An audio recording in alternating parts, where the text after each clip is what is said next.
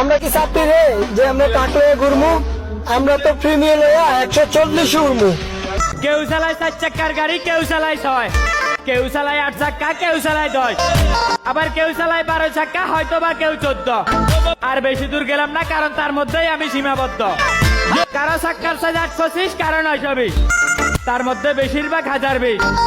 কোন শ্রেণীর ড্রাইভারকে ছোট করে কথা বলার আগে 1000 বার চিন্তা করে নিস। সকল ড্রাইভারের কলিজার সাইজটা কিন্তু 6.5 ফিট। আমার ফ্রেন্ড লিস্টে 2,85,000 অডিয়েন্স, তার মধ্যে অধিকাংশ রয়েছে ড্রাইভার।